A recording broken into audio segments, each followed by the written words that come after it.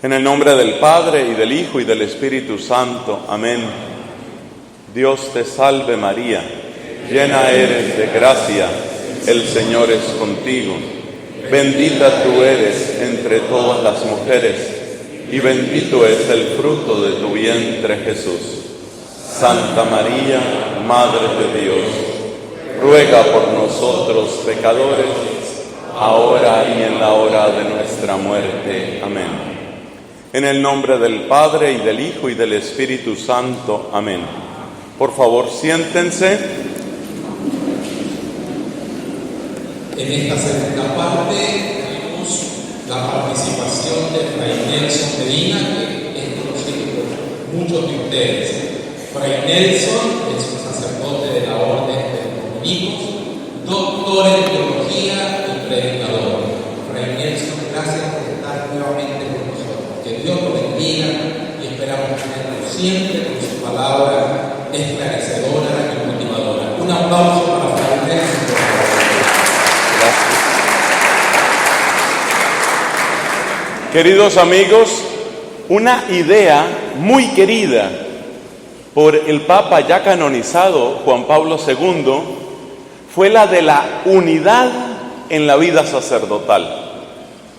Claramente, como sacerdotes, tenemos distintas dimensiones de desarrollo personal y de responsabilidad ante la Iglesia. Por ejemplo, en su conocida encíclica Pastores Dabo Vobis, el Papa Juan Pablo II habla de una dimensión espiritual, una dimensión intelectual, una dimensión humana y una dimensión pastoral, 4 dimensiones. Pero el énfasis principal en este documento del Papa es la unidad. Es decir, no somos 4 personas a la vez, sino somos uno. Cada uno de nosotros es uno. Y estamos llamados a cultivar esa unidad como sacerdotes. A veces sucede que una de estas dimensiones toma tanto protagonismo que en cierto sentido opaca o disminuye a todas las otras.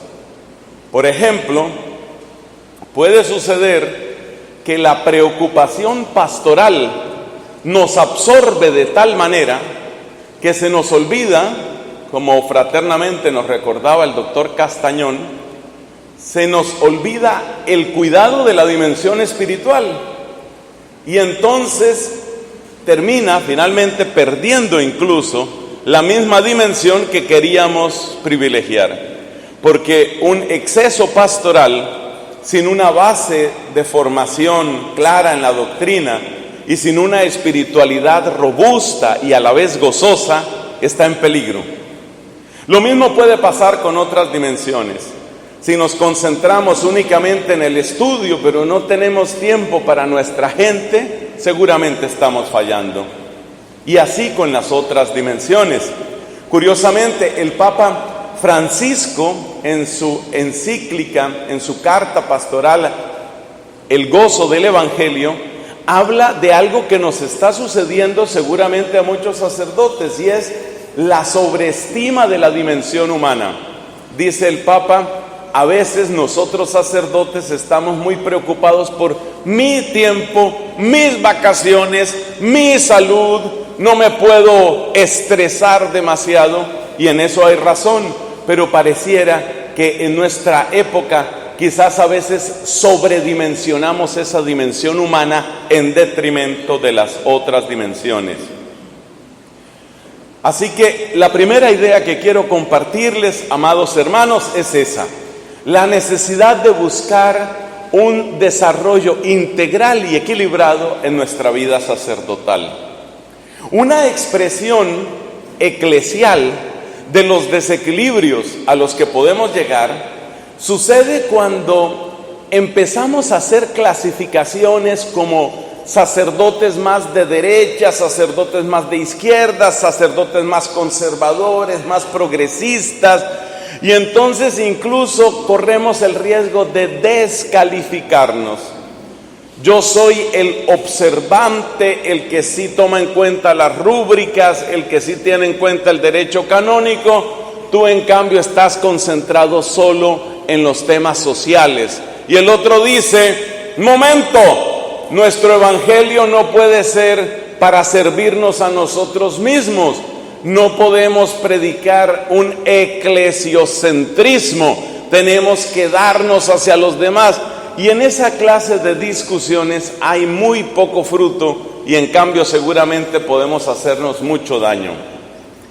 Por eso, lo que quisiera compartir y proponer el día de hoy es lo que podríamos llamar las bondades de aquellos términos clásicos relacionados con la Eucaristía y cómo en torno a esas palabras que pueden sonar incluso un poco esotéricas para algunos, esas palabras, esas enseñanzas bien entendidas nos ayudan a conseguir la unidad en la vida sacerdotal y nos ayudan también a crear un clima de comprensión y de caminar juntos dentro de la iglesia local. Entonces, vamos a hablar, por supuesto, de transubstanciación. Vamos a hablar de la presencia de Cristo en la Eucaristía. Y nos vamos a dar cuenta que, bien entendida, la transubstanciación es la fuerza pastoral de compromiso social más grande. Bien entendida también, la transubstanciación es el llamado más sublime a la espiritualidad y a una mística que nos haga hermanos de los grandes santos a los que todos admiramos, como un San Juan María Vianney o tantos otros sacerdotes ilustres. Bien comprendida, la transubstanciación nos conduce al mismo tiempo al verdadero compromiso social y pastoral y a una vida íntegra, recta como sacerdotes, con un gran compromiso de fidelidad en la iglesia. Ese es el propósito de las reflexiones que les voy a compartir. Vamos a empezar con algunas precisiones de tipo filosófico. He tenido la alegría, pienso que es una bendición, he tenido la alegría de servir con la docencia en la Facultad de Teología de nuestra Universidad Santo Tomás en Colombia. Y durante muchos años, son prácticamente 30 años de docencia que he tenido en campo de lenguas clásicas y en filosofía y en teología. Y me he dado cuenta que cometemos un error nosotros, los profesores.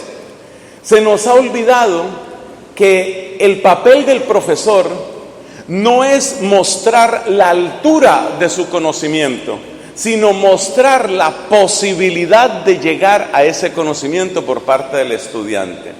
Y por eso me parece que la calidad de nuestra docencia debe radicar sobre todo en hacer comprensibles las cosas.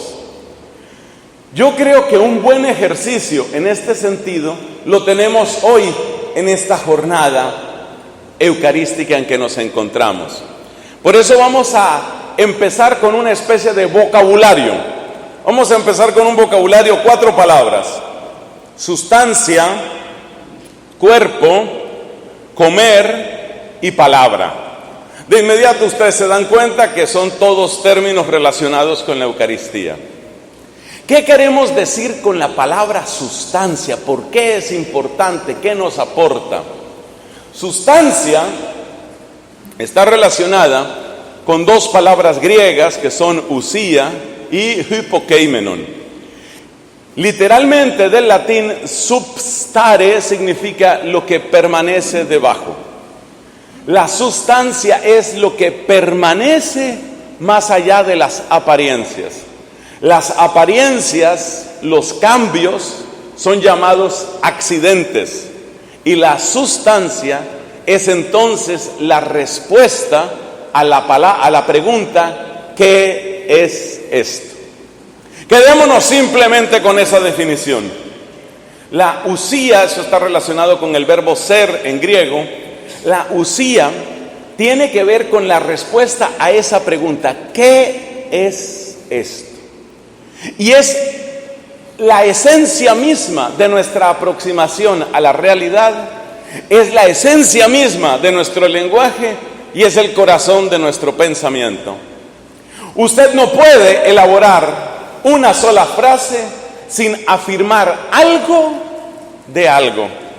Si usted mira cada uno de sus pensamientos, cada frase que usted diga, usted siempre está afirmando algo de algo.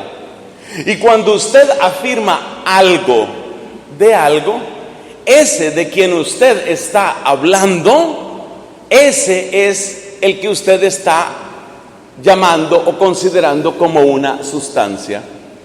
Entonces, la sustancia es la respuesta a la pregunta ¿qué es algo? Y es imposible el lenguaje humano, es imposible el pensamiento humano y es imposible una aproximación a la realidad sin afirmar que algo es algo. Siempre tenemos que afirmarlo. Nuestra primera pregunta, la pregunta primera, la protopregunta que tenemos, siempre es ¿esto qué es? Curiosamente, en el libro del Génesis, ese es el primer acto que realiza el ser humano. Dios le dijo al hombre, dale nombre a las cosas. El primer encuentro, según la Biblia, el primer encuentro con la realidad es el encuentro que nombra, es el encuentro que va a la búsqueda del ser. No el ser como una especie de abstracción suprema, no, el ser de las cosas. Todos tenemos que responder qué es algo, y eso es lo que significa en primer lugar sustancia. Cuando eso de lo que estoy hablando ya no responde a la definición que yo había dado, entonces se da un cambio en la sustancia. Por ejemplo, tengo un poco de agua en un recipiente, lo pongo a calentar, eso se volvió vapor, el vapor se fue, hay un cambio. Yo ya no digo que ese recipiente tiene agua, ya no digo que es un recipiente de agua, ya no digo que ahí está agua, ahí ha habido un cambio. Ahora hay otra cosa, por ejemplo aire, porque el agua se evaporó. Es un ejemplo sencillo, un ejemplo elemental. Tengo una semilla, con la semilla puedo hacer algunas cosas, siembro la semilla, al cabo de unos años tengo unos frutos, tengo un árbol que me da sombra. Ha habido un cambio en la sustancia. Desde antiguo, los pensadores que dieron origen a eso que nosotros llamamos hoy filosofía, se hicieron preguntas de esta clase. ¿Qué es lo que permanece y qué es lo que cambia? ¿Y cómo se puede dar razón a partir de la inteligencia sobre el cambio? Algunos, como sabemos, entre ellos el famoso Parménides se me olvida ahora de dónde era el hombre Parménides, de Elea. Parménides dijeron, no hay cambio en el ser permanece y todo cambio es engaño de los sentidos. Otros, como Heráclito, dijeron, lo único que permanece es el cambio, es decir, el devenir es lo único que está. El hecho es que el ser humano ha tenido que afrontar siempre la pregunta de qué es lo que hay. Y lo que necesitamos en este curso acelerado de filosofía es solamente esta definición. Sustancia es la respuesta a la pregunta ¿qué es algo? ¿Por qué es tan importante la sustancia? Porque la sustancia es la que me permite nombrar las cosas. Yo no puedo hacerme cargo del mundo. Yo no puedo encontrarme con otra persona. Yo no puedo preguntarme sobre mí mismo. Es decir, ninguna operación intelectual es posible sin la pregunta fundamental ¿qué es? Esta es la primacía que tiene el ser dentro del pensamiento. Quiero destacar que la sustancia no solamente tiene que ver con las cosas inanimadas, tiene que ver con todas las realidades que encontramos. Entonces, al descubrir que un amigo me visita, al saber que es él, que es mi amigo, al saber que sí es mi amigo, mi corazón se alegra. Supongamos que no fuera el amigo, sino que fuera una estatua de cera que representa perfectamente el aspecto de mi amigo. Si yo veo esa estatua de cera en la distancia, digo, ahí está mi amigo. pero me acerco y la respuesta a la pregunta ¿qué es distinta? Porque si fuera mi amigo diría, es mi amigo Carlos o es mi amigo Antonio, pero resulta que me acerco y tengo que decir, no, es una estatua de cera. O sea que mi modo de relacionarme con el mundo, mi modo de hacerme cargo de la realidad, mi modo de aproximarme a mí mismo, siempre parte de esa pregunta fundamental. Y por eso la categoría sustancia aparece, por ejemplo, en la filosofía de Aristóteles como la primera de las denominaciones del ser mismo. Eso es lo que queremos decir con sustancia. Y es nuestra posibilidad de acercarnos a las demás personas y a nuestro propio misterio. Pasemos a la palabra cuerpo. ¿Qué entendemos por cuerpo desde el punto de vista filosófico? ¿Qué es un cuerpo? Observemos que el cuerpo empieza por ser la única posibilidad de percepción de lo que yo soy y de lo que otros son. Es decir, toda posibilidad de relación empieza por el cuerpo. Toda posibilidad de relación. Empezando por aquellas personas con las que primero nos encontramos en la vida. Usualmente nuestros padres, por decir algo, la mamá. El cuerpo de la madre es la posibilidad de encuentro y relación. Entonces, hay que destacar este aspecto de lo corporal. El cuerpo es lo que hace posible que yo pueda responder a la pregunta ¿qué soy? Y a la pregunta ¿qué es el otro? Ese otro puede ser mi amigo, mi hermano, mi papá, mi mamá, etc. El cuerpo es posibilidad única de relación. Una relación, cuando no hay ningún tipo de cuerpo, es una relación bastante extraña. Uno ve que es posible. Durante siglos el pueblo judío sufrió para relacionarse con Yahvé, que no tiene ningún cuerpo. Yahvé que no es visible de ninguna manera.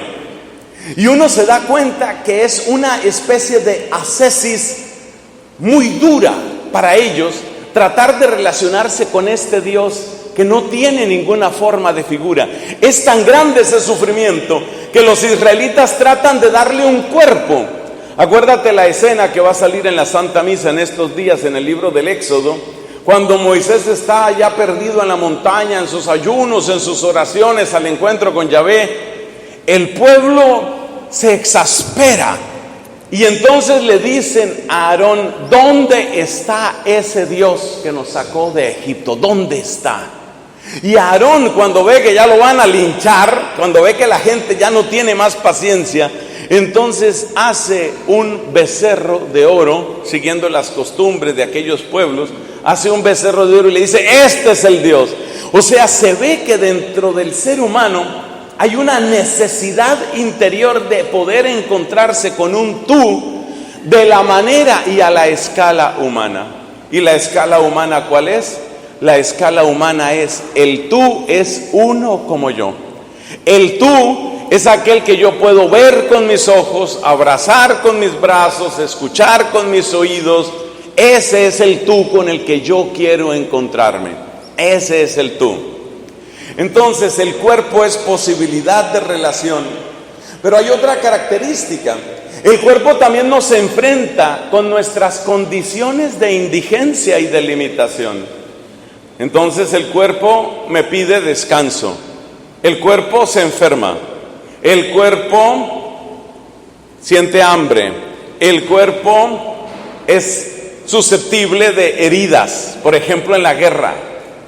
El cuerpo me enfrenta con mi limitación. En mi pensamiento yo podría querer muchas cosas. Quisiera tirarme de la cima de esa montaña y volar, pero si lo intento, la cosa sale mal. Mi cuerpo me dice no. Hay unas leyes. La imposición de las leyes propias de mi condición criatural las experimento en primer lugar con mi cuerpo. Quisiera tener unos ojos como parece que tiene el águila y poder leer a 2 kilómetros, pero no puedo, no alcanzo. Las limitaciones, la indigencia, la experimento en primer lugar a través de mi cuerpo. Entonces fíjate cómo el cuerpo es a la vez posibilidad de relación sobre todo, posibilidad de conocimiento, pero también es limitación. Cuerpo es posibilidad y cuerpo es limitación. El cuerpo también me lleva a otra idea que es preciosa: la diferencia entre presencia y ausencia. Es interesante, sé que estoy con un experto en neurología aquí con nosotros, pero es interesante ver los estudios que se han hecho en el cerebro sobre el impacto que tiene el dolor que nosotros llamaríamos emocional en el cerebro. Es decir, por ejemplo, cuando una persona presencia el dolor corporal de otra persona, y sobre todo si esa persona está relacionada con la primera. El caso más dramático es el de una madre que ve sufrir al hijo. Estudios hechos en el cerebro humano muestran que si el hijo, por ejemplo, tiene un dolor, digamos un problema en la rodilla, el niño llora de dolor, se agarra a la rodilla, la mamá empieza a registrar en su propio cerebro las zonas que corresponden al dolor, como si ella misma estuviera teniendo ese problema en la rodilla. No lo tiene. Yo cuando escucho estos estudios científicos me acuerdo inmediatamente de San Bernardo, que en el oficio de lecturas de Nuestra Señora de los Dolores habla de la Virgen María como mártir en su alma y dice: ella sufrió todo lo del hijo, el hijo murió, ella murió, dice, ella murió en su corazón, murió en su alma. Entonces, lo primero es, el cuerpo es posibilidad. Lo segundo, el cuerpo es indigencia. Y lo tercero, el cuerpo es presencia o es ausencia. Algo parecido le acontece a las personas cuando tienen un duelo. Este es otro fenómeno que también es muy interesante. Cuando una persona tiene un duelo, le sucede en su corazón y registra en su organismo un dolor parecido a la persona que tiene una pérdida en su propio cuerpo. Se sabe que hay dolores muy fuertes asociados, dolores emocionales muy fuertes asociados a la pérdida de uno de nuestros miembros. Pensemos en el caso de una persona que sufre una explosión, pierde una de sus manos. No es simplemente que perdió unas posibilidades físicas, la persona registra unos estados, unos cuadros psicológicos de dolor porque ha perdido algo que es intensamente suyo de su cuerpo. Algo parecido sucede cuando una persona está sufriendo un duelo profundo. Es literalmente como si hubieran arrancado algo de mí. En ese sentido, la presencia corporal o la ausencia corporal es algo imposible de replicar. Yo no puedo inventarme eso. Esta es una gran diferencia entre las operaciones intelectuales y esta clase de sensaciones. Intelectualmente yo puedo llegar a comprender lo que pensó una persona hace mucho tiempo.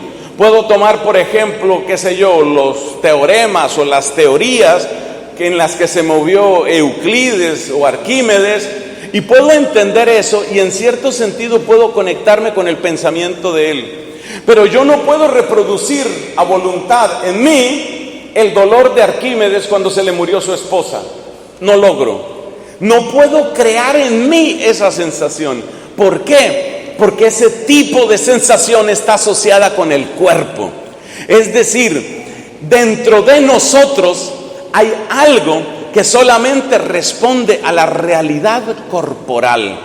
El libro del Cantar de los Cantares está lleno de expresiones que van en esta línea. Lo que se siente, la alegría que se siente al encuentro con el amado. Y por otro lado, el dolor que se siente. Me levanté en la noche, dice el libro del Cantar, y no encontré al amor de mi alma. Olvidándose esta mujer, la que habla de su propio peligro, dice: salí por las calles de la ciudad. Imagínate lo que significa eso, una mujer sola en esa cultura del Medio Oriente, caminando por la noche. Caminé por las calles de la ciudad, me encontré con los guardias y les pregunté, ¿habéis visto al amor de mi alma? Ese tipo de dolor solamente se relaciona con la presencia o con la ausencia y no tiene otro remedio. Los que hemos perdido seres queridos, que seguramente somos muchos de los aquí presentes, sabemos que eso es así. El lenguaje popular, ¿cómo llama eso? Es algo irreemplazable. Tú puedes acostumbrarte a la ausencia, pero no puedes solucionar la ausencia absolutamente con nada. Si has perdido, por ejemplo, a tu padre, si has perdido a un hermano, si has perdido a un amigo querido, si se ha muerto tu mamá, eso no lo puede reemplazar nadie. No hay ninguna idea, no hay ninguna experiencia, no hay nada, porque el cuerpo es absolutamente irreemplazable. Podríamos decir que el cuerpo es la expresión de algo único e irrepetible. Llevamos dos ideas o dos nociones en nuestro curso acelerado de filosofía. Sustancia, ¿qué es? Es la respuesta a la pregunta ¿qué es algo? Cuerpo, ¿qué es? Cuerpo, por supuesto, es la primera aproximación a la respuesta ¿qué es el hombre? Y por consiguiente corresponde a posibilidad, indigencia, comunicación interhumana y por consiguiente presencia o ausencia. Hablemos del comer. Creo que esto llega muy a tiempo después del receso que hemos tenido. Hablemos del comer. Desde el punto de vista filosófico, ¿qué aporta el comer? ¿Qué es el comer? El comer hay que entenderlo, por supuesto, desde la sensación orgánica, fisiológica del hambre, desde la sensación orgánica, fisiológica de la sed. Desde ahí hay que empezar a entenderlo. Y resulta que lo que yo experimento con el hambre o con la sed es la conciencia de lo que yo no soy, de lo que yo no tengo. De manera que si el encuentro con mi cuerpo es en primer lugar el encuentro con las posibilidades de mi ser, el encuentro con el hambre es el encuentro con lo que no soy. Pero en el momento de comer, en el momento de recibir el alimento, la percepción que tengo, la percepción existencial profunda que tengo, es la percepción de recibir el ser. Recibir el ser. Fíjate que esto aparece en el vocabulario. Uno de los nombres que damos a los lugares donde se da comida, donde se ofrece, se vende comida, es restaurante. ¿Qué quiere decir el restaurante? Es el lugar donde te restauras, donde te levantas, Reficitur decimos en latín, refectorio, es el lugar donde ¿qué? Donde te rehaces, es el lugar donde recibes el ser, es el lugar donde renuevas el ser. Eso es lo que significa la alimentación. La alimentación es la percepción consciente de la donación del ser en mi ser. Es la percepción de que estoy siendo rehecho, estoy siendo renovado. Eso es lo que significa alimentarse, eso es lo que significa comer. La experiencia de recibir el ser. Y vamos con la última noción en este vocabulario básico. Hablemos de la palabra. Desde el punto de vista de la palabra, desde el punto de vista filosófico, ¿qué queremos decir con la palabra? La palabra, según la filosofía clásica, es nuestra manera de apropiarnos el ser. La palabra mental, llamada concepto, la palabra hablada, expresión del concepto, es nuestra manera de apropiarnos el ser. Entonces, estos 4 términos que hemos dicho, todos tienen que ver con el ser. Sustancia es la respuesta a la pregunta ¿qué es algo? Cuerpo es la primera aproximación a la respuesta de qué soy y qué son las demás personas. Comer es la experiencia de carecer del ser y es la experiencia de renovarse en el ser. Y luego, palabra es la posibilidad de apropiarse en la inteligencia con el ser. Por eso, el poder sanador que tiene la palabra. Fíjate que hay toda una escuela de tratamiento psicológico que se llama logoterapia. Y la logoterapia empieza básicamente por ayudar a la persona a que encuentre la palabra. ¿Cómo se llama lo que estás viviendo? Me siento mal. ¿Pero qué te pasa? Me siento mal. A ver, mal, pero ¿en qué sentido? ¿Estás triste? ¿Estás disgustado? ¿Estás amargado? ¿Estás frustrado? Cuando yo le hablo así a la persona, ¿qué estoy tratando de hacer? Que la persona encuentre ¿qué? Encuentre la palabra. Se trata de que encuentre la palabra. Hasta que la persona llega a una expresión. ¿Sabe qué? Me siento frustrado. Ya encontró la palabra. ¿Y por qué te sientes frustrado? Bueno, me siento frustrado porque yo pensé que este año iba a terminar de pagar mi deuda y ahora me vienen los del banco con que hay un cambio, no sé qué, y que me aumenta el interés y así no llego, entonces me siento frustrado. Ya entendió. ¿Qué es lo que hace la palabra? ¿Qué es lo que hemos hecho en este ejercicio tan elemental del banco? ¿Qué es lo que hace la palabra?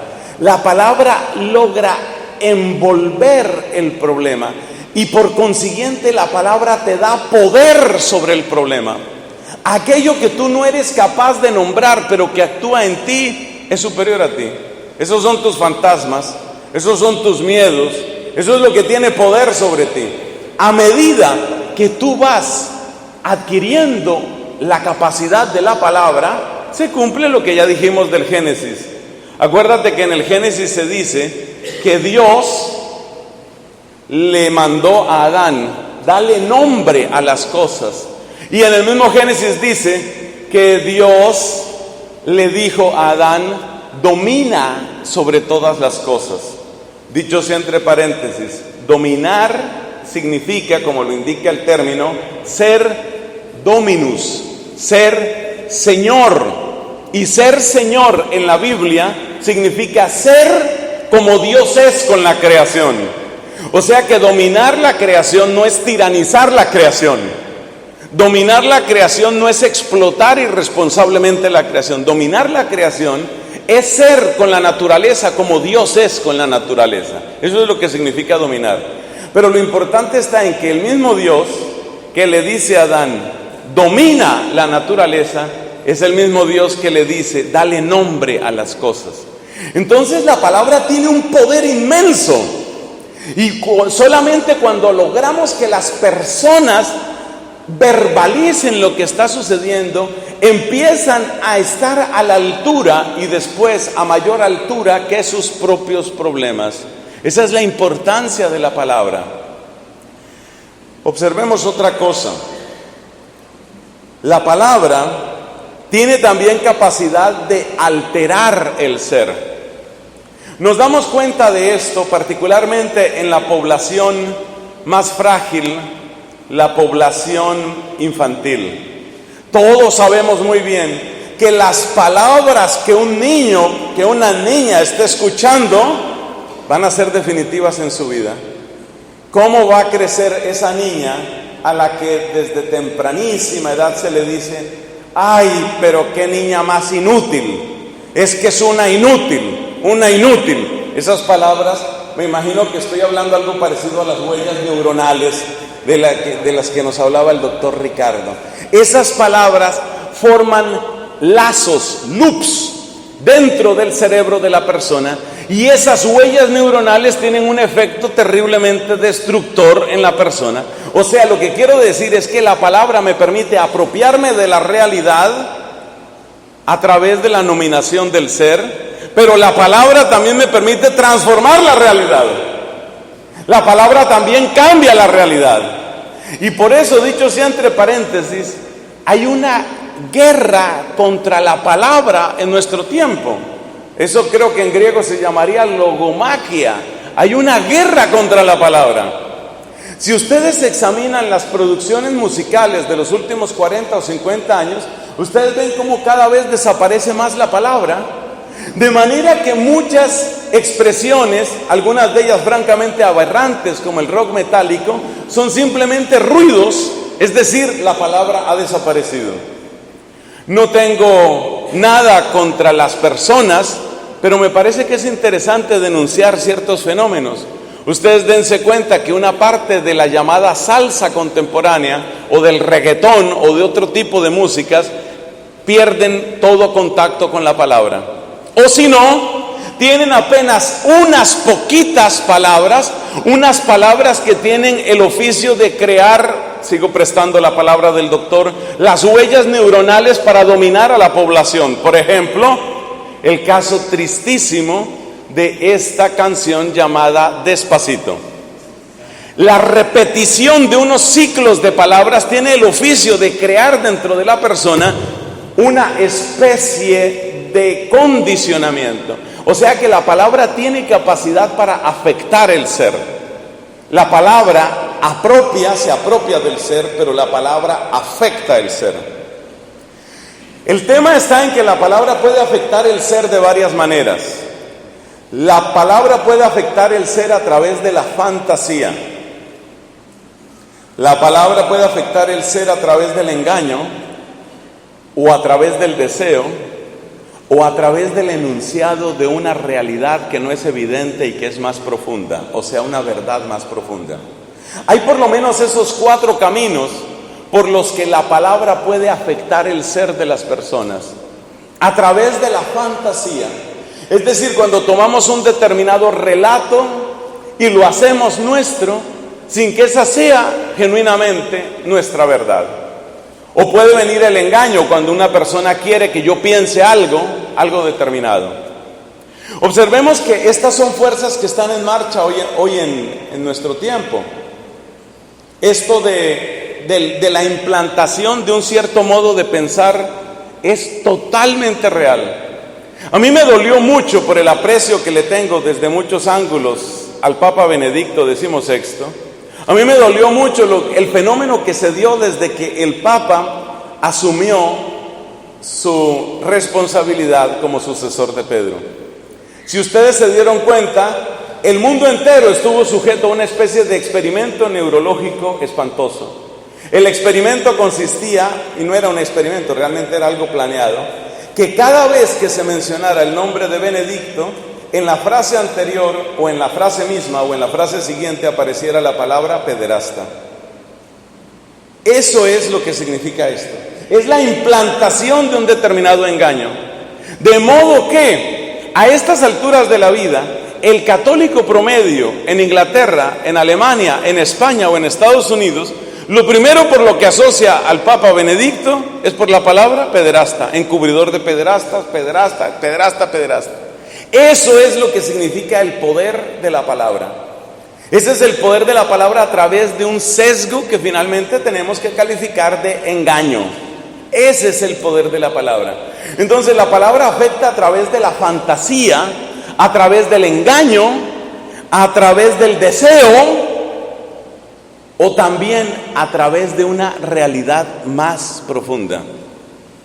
Un caso bellísimo que tiene que ver con este último ejemplo de una realidad más profunda es el sacramento de la confesión. Si nos damos cuenta, es el sacramento donde brilla de un modo más claro y más intenso la palabra, porque prácticamente lo que hay en la confesión es una persona que habla, otra persona que escucha y que luego le habla, y toda la obra de la confesión sucede a través de la palabra. Yo te absuelvo de tus pecados. Entonces, ¿qué es lo que sucede en la confesión? En la confesión sucede que una persona a través de la palabra está describiendo, está contando su realidad. Soy un egoísta, soy un violento, soy un lujurioso, la envidia ha hecho presa en mí. Esa persona está diciendo una palabra. ¿Y qué es lo que le dice el confesor? El confesor le puede hablar desde el punto de vista de la fantasía. Esos casos suceden. Y luego la gente se queja con otro sacerdote. Por ejemplo, a mí me ha pasado. ¿Qué es absolver? ¿Qué es administrar el sacramento de la confesión desde el ángulo de la fantasía? Llega por ejemplo, un muchacho y dice: padre, me da vergüenza decirle, pero es que he estado viendo mucha pornografía y bueno, pues también he cometido mucha masturbación.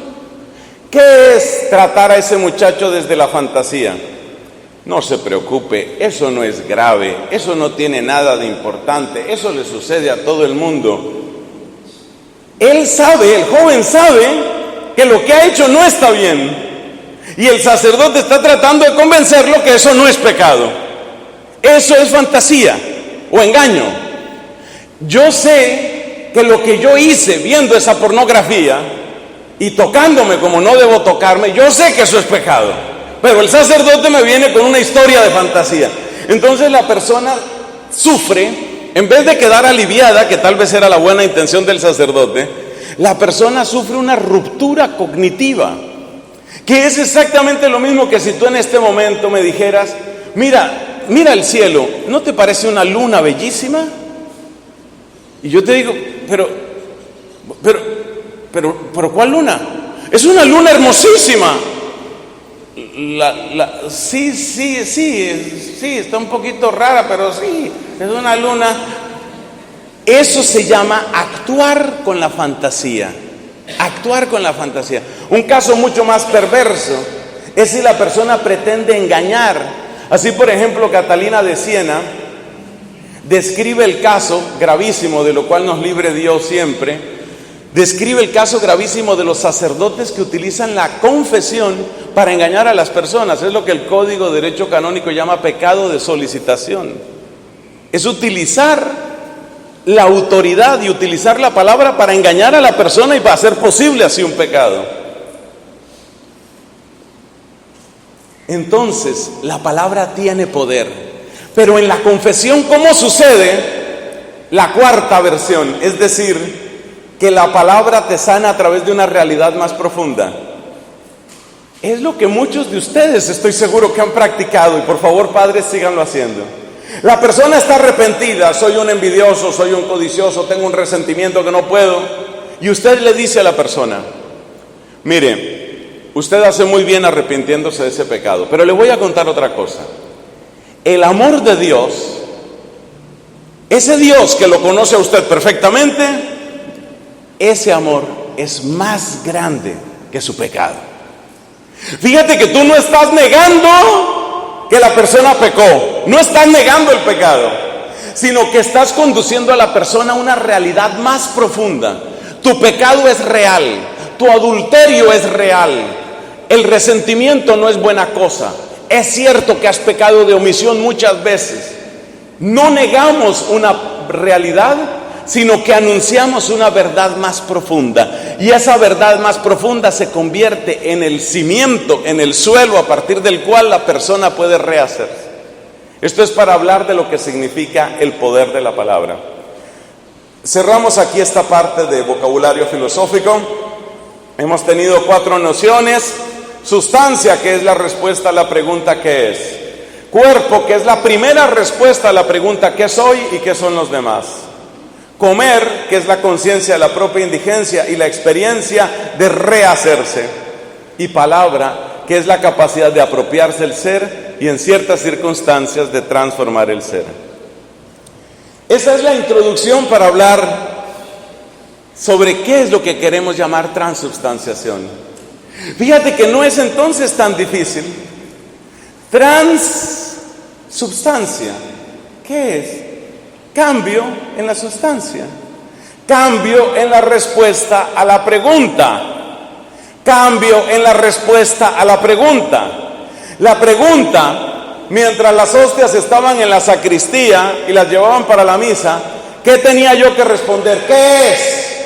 Pan de trigo. Sucede la Eucaristía. ¿Qué es? Cuerpo de Cristo. ¿Qué ha sucedido? Cambio en la respuesta a la pregunta. ¿Qué ha sucedido? Transubstanciación. Yo les invito de corazón, no le tengamos miedo a la palabra y eduquemos a nuestra gente para que no le tenga miedo a esta palabra, que es bellísima. Porque esto significa que Cristo, con su poder, a través de la iglesia y con la efusión del Espíritu, ha cambiado la respuesta a la pregunta. La pregunta era, esto es pan. El pan no me acompaña. El pan no me acompaña. el pan no me sana, el pan no me bendice, el pan es apenas pues, un alimento natural. Ahora es el cuerpo de Cristo. Entonces la Eucaristía queda definida por el cambio a la respuesta de una pregunta.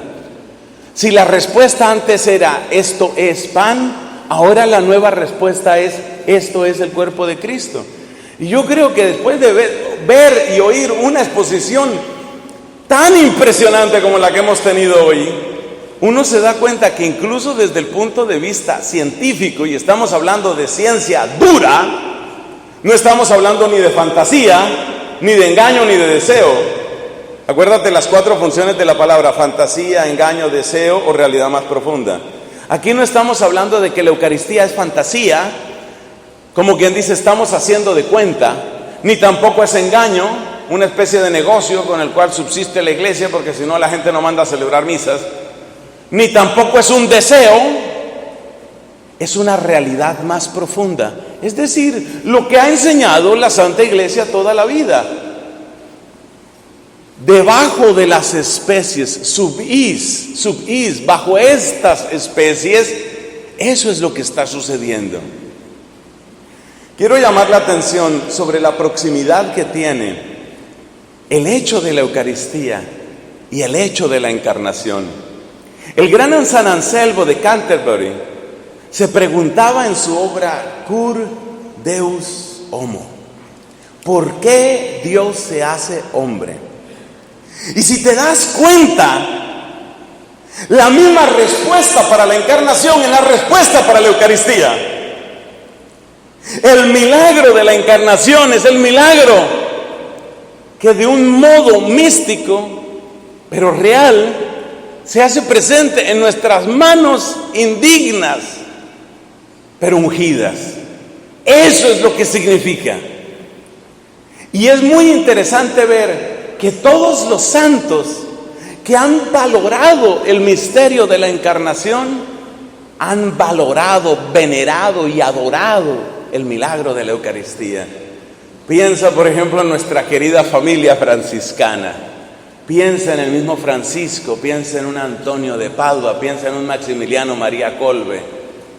Allí donde la encarnación se toma en serio, la Eucaristía se proclama en serio. Porque la respuesta a la pregunta por la encarnación, en el fondo es la misma respuesta a la pregunta por la Eucaristía. ¿Por qué Dios se hace hombre? ¿Por qué Dios quiere que yo pueda cambiar la respuesta? La respuesta que había en la sacristía era esto es pan. Y la respuesta que hay en el sagrario y la respuesta que hay en la persona que comulga es esto es el cuerpo de Cristo. ¿Por qué? Respuesta: porque sin la Eucaristía la palabra de salvación quedaría al mismo nivel de la fantasía o del engaño o del deseo. Yo te voy a pedir el favor de que escuches conmigo un texto del profeta Isaías en el capítulo número 63. Es un texto precioso, es un texto que nos recuerda qué es lo que significa el anhelo del cuerpo. El anhelo del cuerpo. Estos textos, una parte de estos textos los utiliza la iglesia en el tiempo de Adviento, lo cual no es casualidad. ¿Adviento qué es? Hambre de Navidad, hambre de cuerpo, hambre de cuerpo. Mira, leo a partir del versículo 7, Isaías 63, 7 y siguientes. Las misericordias de Yahvé quiero recordar, las alabanzas de Yahvé por todo lo que nos ha premiado, por la gran bondad, por la abundancia de sus bondades. Dijo él: de cierto que ellos son mi pueblo, hijos que no engañará. No fue un mensajero ni un ángel, él mismo en persona los liberó, por su amor y su compasión los rescató, los levantó y los llevó todos los días desde siempre. Paréntesis, está haciendo alusión al éxodo, está haciendo alusión al retorno del destierro. Sigo leyendo. Versículo 10. Mas ellos se rebelaron y contristaron a su Espíritu Santo. Él guerreó contra ellos. Entonces se acordó de los días antiguos de Moisés su siervo. ¿Dónde está? Fíjate las preguntas corporales, el lenguaje corporal que empieza en el versículo 10, en el versículo 11. ¿Dónde? Esa es una pregunta corporal. ¿Dónde? ¿Dónde está el que los sacó de la mar, el pastor de su rebaño? El Espíritu de Yahvé los llevó a descansar. Así guiaste a tu pueblo para hacerte un nombre glorioso. Observa desde los cielos y ve desde su aposento santo y glorioso. ¿Dónde está tu celo y tu fuerza? ¿Dónde la conmoción de tus entrañas? Tú eres nuestro Padre, que Abraham no nos conoce ni Israel nos recuerda. Tú, Yahvé, eres nuestro Padre. Tu nombre es el que nos rescata desde siempre. ¿Por qué nos dejaste errar, Yahvé, fuera de tus caminos? Vuélvete por amor de tus siervos, por las tribus de tu heredad. ¿Por qué el enemigo ha invadido tu santuario? Somos desde antiguo gente a la que no gobiernas. No se nos llama por tu nombre. Y cierra el versículo 19 con esta expresión: si rompieses los cielos y descendieses ante tu faz, los montes se derretirían. Ese es Isaías capítulo 63. ¿Esto cómo se llama? Hambre del cuerpo. Acuérdate que dijimos que uno percibe la presencia o la ausencia con el cuerpo. Uno la percibe así, uno no tiene otra manera. Ni siquiera la imaginación es capaz de eso. Las potencias intelectuales de nuestra cabeza no dan para eso. No, nada puede reemplazar a la presencia. Ahí es donde yo quisiera que nuestros queridos neurólogos avanzaran más para ver qué es lo que hay dentro del cerebro humano que solamente responde a la presencia corporal y no tiene ningún otro reemplazo. No hay manera de reemplazarlo. Entonces fíjate cómo termina Isaías 63, 19. Si rompieras el cielo y bajaras. Este profeta se acuerda de lo que sucedió en el Éxodo. Este profeta se acuerda de lo que sucedió en Babilonia. Este profeta sabe que Dios les ha dado su Espíritu Santo. Este profeta sabe que Dios los ha guiado. Él sabe toda esa historia. Pero sin embargo no termina, esa historia no termina de solucionar el dolor. ¿Por qué seguimos fallando? ¿Por qué seguimos errando? Y entonces le grita a Dios: ojalá rasgaras el cielo y bajaras. Hay otro libro de la Biblia, no voy a leer el texto aquí porque de nuevo el tiempo nos pone limitaciones, pero hay otro libro de la Biblia que conviene recordar aquí. ¿Te acuerdas el sufrimiento de Job? ¿Y te acuerdas lo que Job dice? Cómo los amigos de Job le dan explicaciones, nociones, ¿no? Inteligencia. Los amigos de Job van allá y le plantean cosas y le dicen: no, mira, date cuenta que es que el pecado y no sé cuántas cosas y tal vez has fallado en algo. Y Job está sufriendo. Y su sufrimiento principal no son las llagas o úlceras de su cuerpo. Su sufrimiento no es solamente la pérdida de sus hijos. Su sufrimiento no es solamente la manera agobiante del lenguaje de su esposa. Su sufrimiento en el fondo es: ¿quién le da un sentido a esto que me pasa? Y finalmente Job manda a paseo, por no decir a la porra, a todos sus amigos y dice: yo mismo con mis ojos lo veré. Yo mismo con mis ojos. Y en otro lugar dice también el libro de Job: yo quiero encararme con él. Eso no tiene otra solución. Necesito su presencia. ¿Por qué? Porque resulta que el ser que nosotros tenemos no es un ser puramente intelectual. Cuando uno se queda con el ser puramente intelectual, estamos hablando de gnosticismo. Nosotros somos cristianos de raíz profunda en la alianza judía. No. Uno necesita la presencia. Uno necesita la presencia, eso es lo único que sacia. Acuérdate otro texto, Cantar de los Cantares. Paloma mía, dice este en tono poético, paloma mía, ¿dónde te escondes? Déjame ver tu semblante. Ya te acordaste también de Moisés, ¿no? Y te acordaste también de Elías en la cueva.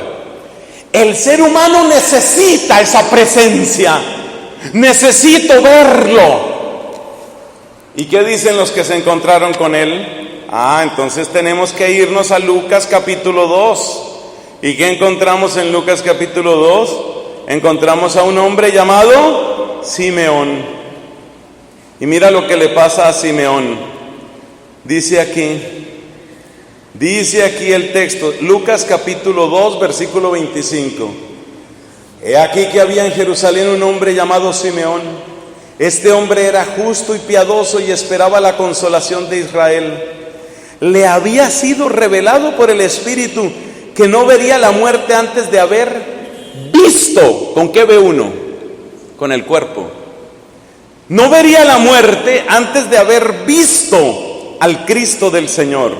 Movido por el Espíritu vino al templo y cuando los padres introdujeron al niño, tomó al niño en brazos y bendijo a Dios diciendo, ya sabemos lo que sigue, ahora Señor, según tu promesa, puedes dejar a tu siervo irse en paz, porque mis ojos, ¿qué? Han visto. Esa es hambre de cuerpo. Lo que quiero destacar con todo esto es que el ser humano tiene en lo más profundo de su ser algo que es imposible de reemplazar, algo que en cierto sentido es imposible de engañar y que se llama hambre de cuerpo. Necesitamos ver. La respuesta más profunda a mi drama no es una teoría. La respuesta más profunda a mi dolor no es una explicación. La respuesta más profunda a mi filosofía no es un libro. La respuesta más profunda es alguien. Y necesito verlo, necesito tocarlo, necesito olerlo, necesito comérmelo. Esa hambre, esto es pura antropología, esa hambre que se detecta ya en los recién nacidos. Entre los experimentos salvajes que hicieron los nazis, que no tenían escrúpulos para estas cosas, uno de los más famosos fue aquel en el que a unos ciertos niños les daban los alimentos que necesitaban, pero nadie los tocaba. Todos los niños que recibieron alimento y bebida y buena temperatura y buen abrigo, pero que no eran tocados por otro ser humano, todos murieron. El ser humano tiene hambre de cuerpo. Esto no es porque lo diga la Biblia, esto no es porque lo diga el Papa, esto no es porque lo diga la Iglesia, es pura antropología. El ser humano tiene hambre de cuerpo. Y es aquí donde yo me estremezco recordando las palabras de San León Magno. Todo lo que era visible en Jesucristo ha pasado a los sacramentos. Entonces, ¿los sacramentos qué son? Los sacramentos son la saciedad de esa hambre de cuerpo que tenemos. Los sacramentos son el encuentro bendito con eso que es lo único que puede saciar mi hambre. Terminemos con algunas consecuencias. ¿Qué pasa si uno afirma con gozo, con convicción, o como decía nuestro expositor, con pensamiento complejo, que por consiguiente abarca todas las áreas de tu historia y de tu inteligencia y de tu voluntad? ¿Qué pasa si tú con pensamiento complejo afirmas la transubstanciación, con todas las letras, sin vergüenza alguna? ¿Qué pasa si tú afirmas la transubstanciación? Es decir, si tú afirmas lo siguiente: la única respuesta posible ante el sacramento del altar es: ahí está el cuerpo de Cristo, ahí está la sangre de Cristo. ¿Qué pasa si tú haces esa afirmación? ¿Qué pasa? Lo que pasa es maravilloso, porque el hambre de cuerpo que hay en ti tiene respuesta. Y esa saciedad, abre tu boca y yo la saciaré, dice el Salmo. Y esa saciedad, esa dulce saciedad, te hace sobreabundar. ¿Para qué? Para amar.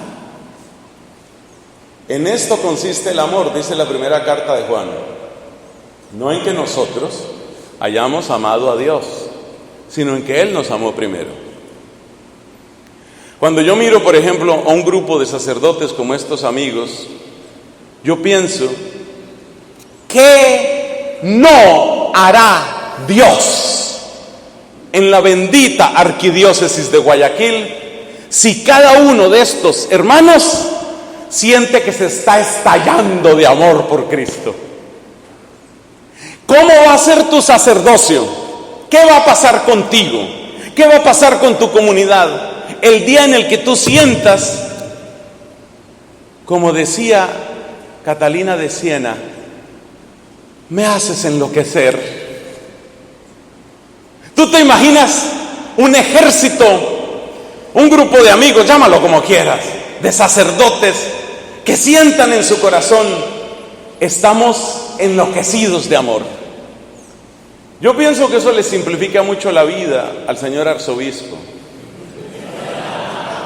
y a los obispos auxiliares, porque todos los problemas de nosotros los sacerdotes son pura falta de sabernos amados y pura falta de amor. Un sacerdote que cuando saluda al arzobispo tiene una sonrisa, Monseñor, qué alegría saludarlo. ¿Usted qué le pasa? Que estoy amado. ¿Por quién?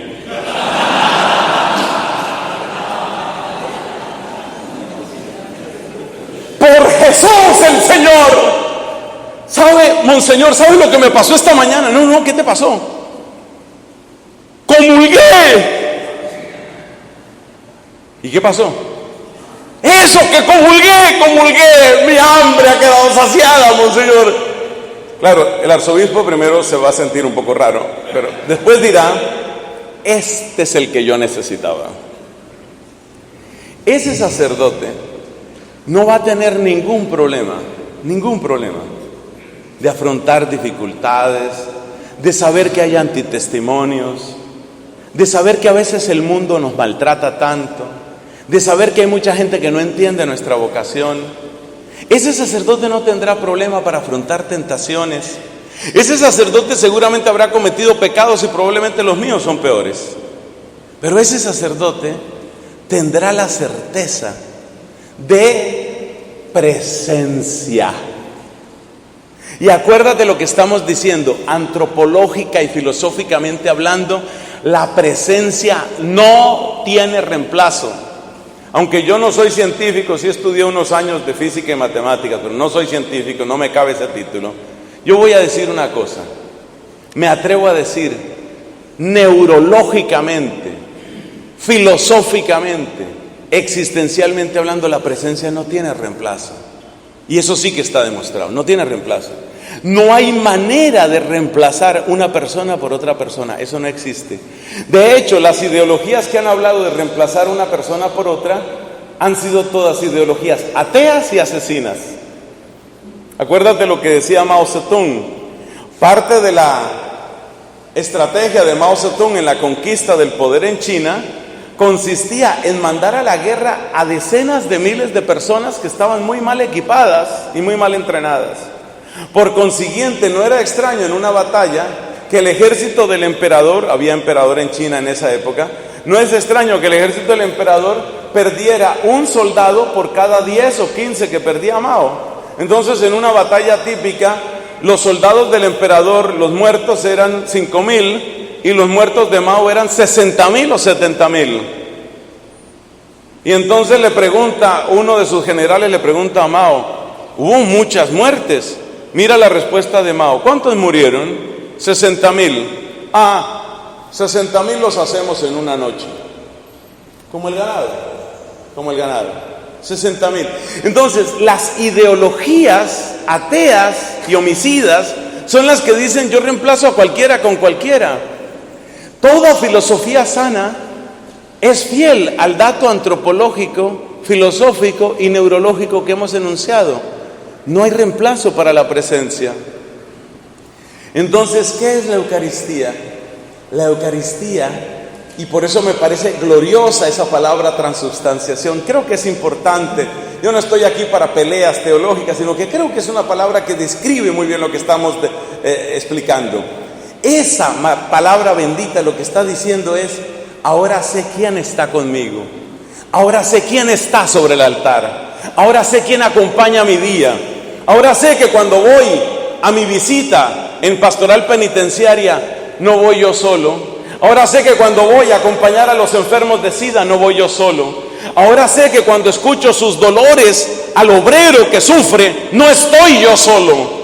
Por eso te decía, bien entendida, la transubstanciación no solamente es un torrente de vida espiritual, sino que es un manantial de compromiso pastoral hasta las últimas consecuencias. Por eso, de la Eucaristía vendrá nuestra adoración, vendrá nuestra capacidad de generosidad e incluso, si así lo pidiera el Señor, el martirio mismo. Son muchos los mártires de la Eucaristía. Recordemos finalmente la frase de Santa Teresa de Calcuta, cuando le pidieron una cierta fundación en un país de África de mayoría musulmana, y le dijo el señor obispo: lo único que no puedo garantizarle es la celebración de la Eucaristía. Y dice Santa Teresa de Calcuta: sin la Eucaristía no podemos. Eso es hambre de cuerpo, y eso no se reemplaza por nada. Bienaventurado